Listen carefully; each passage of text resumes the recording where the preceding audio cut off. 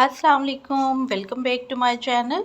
अभी हमने लगानी है समर की वेजिटेबल्स और हमारी वेजिटेबल्स कैसे बहुत अच्छी ग्रो करेंगी। आज के वीडियो में एक ऐसा फर्टिलाइज़र शेयर करूंगी, बिल्कुल सस्ता सा है, घर पे आप बहुत इजीली बना सकते हैं। उससे आपकी मिट्टी बहुत अच्छी हो जाएगी, पौधे भी इसी तरह लश ग्रीन ग्रो करेंगे, हार्वेस्टिंग भी आपको बहुत अच्छी मिलेगी। अगर आप मेरे चैनल के साथ कनेक्टेड हैं तो आपको पता ही होगा कि मैं किस तरीके से अपने प्लांट की घर पे ही खाद तैयार करती हूँ और उन्हीं प्लांट्स को देती हूँ।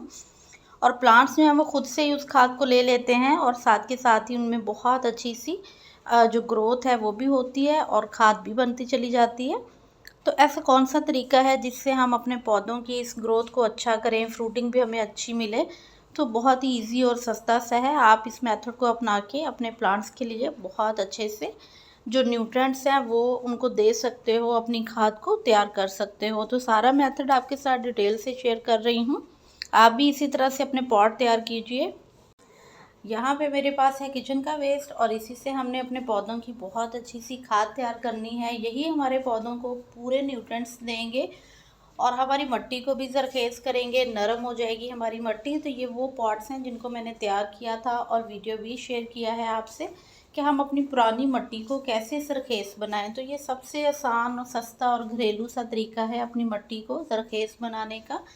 प्लस उसमें बहुत सारे न्यूट्रिएंट्स ऐसे हैं जो पौधों को भी मिलते हैं, पौधों की ग्रोथ अच्छी होती है, आपकी मिट्टी जो है वो फर्टाइल हो जाती है। आपने करना क्या है, किसी तरह जो भी आपके पॉट्स हैं बड़े वाले आपने तैयार कर रखे हैं, तो अपनी मिट्टी जो है उसमें आपने खोदना है, उसको एक गड्ढा सा इस तरह से बनाना है और जितना भी ये किचन का वेस्ट है उसको उसमें डंप कर देना है। बहुत आसान है। किचन का कचरा हमारे यहाँ बहुत निकलता है, घर से हम फ्रूट के पील्स हैं, वेजिटेबल के पील्स हैं, तो ये सभी पील्स जो हैं वो हम इसमें डाल देंगे। अलग से हमें इनकी खाद नहीं बनानी पड़ेगी, वो एक लंबा प्रोसेस हो जाता है कि हम किचन वेस्ट से खाद बनाएं। तो मैं इसी तरह से अपने पॉट्स के अंदर डाल देती हूँ, या फिर जब पॉट्स हम तैयार करते हैं तो पॉट्स के जो बिल्कुल नीचे है वो हाफ उसको मैं किचन के कचरे से ही या फिर जो हमारा गार्डन का वेस्ट होता है उससे फुल करती हूँ। उसके बाद उसके ऊपर मैं मिट्टी और जो खाद मिक्स किया हुआ होता है वो डाल देती हूँ। तो इस तरह से हमारी जो मिट्टी है वो पोरस हो जाती है। जब तक प्लांट ने ग्रो होना है, प्लांट की रूट्स ने नीचे जाना है, तब तक जो सारा कचरा है वो खाद में कन्वर्ट हो चुका होता है और सारे न्यूट्रिएंट्स हमारे प्लांट्स को मिल जाते हैं। इससे मिट्टी भी लाइट वेट होती है, आपको बहुत ज़्यादा मिट्टी यूज़ नहीं करनी पड़ती। तो मैं सारे पॉट्स में इसी तरह करती हूँ, टर्न बाय टर्न। जितने भी मेरे पास वेस्ट या कचरा निकलता रहता है तो मैं इस तरह से उसमें डाल देती हूँ। आपको पता है कि बनाना पील्स हैं या एग शेल्स हैं, ये कितने अपने अंदर न्यूट्रिएंट्स रखते हैं, इनके छिलके भी, और हमारे प्लांट्स को काफ़ी बेनिफिट देते हैं। तो आप इस तरह से उनको ज़रूर ऐड करें अपने पॉट्स में और अपने पौधों को अपनी खाद खुद ही तैयार करने दें।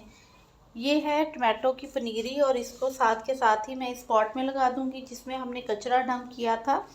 तो बिल्कुल भी हमारे पौधों को फंगस नहीं लगेगा। न्यू प्लांट की रूट्स इतनी छोटी हैं कि जब तक उन रूट्स ने बड़े होना है, प्लांट ने बड़े होना है, तब तक सारा कचरा जो है वो डिकम्पोज हो जाएगा और खाद बन जाएगी। यही हमारे टमाटो के प्लांट को मिलेगी, जिससे इस पर फ्लावरिंग भी बहुत अच्छी होगी और फ्रूटिंग भी। तो हमें एक्स्ट्रा खाद नहीं डालनी पड़ेगी, ना ही हमें मार्केट से ख़रीदनी पड़ेगी। आप घर पे इस तरह सस्ते तरीके से बहुत अच्छी सी खाद तैयार करके अपने पौधों को सारे न्यूट्रिएंट्स दे सकते हो। तो ज़रूर इस मेथड को आपने ट्राई करना है। मैं 3 प्लांट इस पॉट में लगा दूंगी क्योंकि ये पॉट काफ़ी बड़ा है। इस तरह से जब हम अपने पौधों को खाद देते हैं तो उनको सारे न्यूट्रिएंट्स मिलते हैं, बीमारी कम लगती है। ऑर्गेनिक खादें अपने घर पे ज़रूर तैयार करें। आपकी मिट्टी जो है वो उतनी ही लाइट वेट होगी, नरम होगी और कलर में भी वो काफ़ी अच्छी हो जाएगी।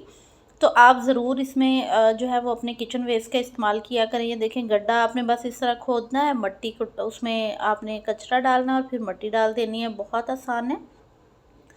अगर आप इस तरह नहीं भी कर रहे हैं, आप नया गमला तैयार कर रहे हैं, तो आपने नीचे उसके ड्रेनेज होल पे आपने थोड़ा कवर करना है उसको किसी भी चीज़ से, और फिर उसके बाद आपने उसमें थोड़ी मिट्टी ऐड करनी है। मिट्टी ऐड करने के बाद आपने उसमें कचरा डाल देना है, चाहे आपके पास सूखे पत्ते हैं, गार्डन का वेस्ट है या फिर इस तरह से किचन का वेस्ट है, आपने वो डाल देना है। उसको डालने के बाद बाकी जो उसका हिस्सा होगा गमले का, वो आपने मिट्टी से भर देना है। मेरी मिट्टी में कावडंग मिक्स है, तो मैं तो एक्स्ट्रा खादें नहीं दूंगी, बस इसी तरह से किचन वेस्ट डंप करती जाऊंगी। जैसे जैसे अब समर आ रहा है तो ये बहुत जल्दी डीकम्पोज हो जाएंगे, विंटर में उतनी जल्दी डीकम्पोज नहीं होती। आप चाहें तो इनके छोटे छोटे टुकड़े करके भी डाल सकते हैं, मैंने एज इट इज़ इनको डंप कर दिया है।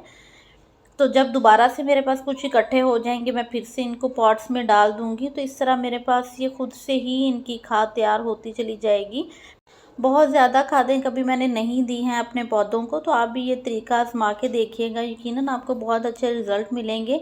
आपके पौधों में फंगस नहीं लगेगा, क्योंकि पानी मिलता चला जाता है गमलों में और उसके बाद वो मिट्टी के अंदर जो माइक्रोब्स होते हैं वो उनको डिकम्पोज कर देते हैं, और जब तक हमारे प्लांट की रूट्स ने नीचे जाना है वो सारे का सारा डिकम्पोज हो जाता है। तो मैं टर्न बाय टर्न अपने सभी पौधों में इसी तरह करती हूँ, और उनकी जो मिट्टी है उनको भी तैयार करने से पहले यही प्रोसेस जो है वो रहता है। तो मिट्टी जो है वो ज़रखेज़ भी होती चली जाती है, और हमारी वही पुरानी मिट्टी जो है उसमें हम सीज़न टू सीज़न सब्जियां भी लगाते जाते हैं। तो अभी हमने लगानी है समर की वेजिटेबल्स।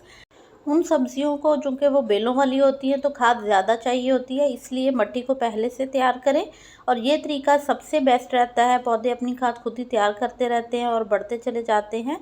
तो आप भी इसी तरह कीजिएगा, रिज़ल्ट भी ज़रूर शेयर कीजिएगा इनबॉक्स में। वीडियो अच्छा लगा हो तो लाइक और शेयर कर दीजिएगा। Keep gardening. अल्लाह हाफिज़।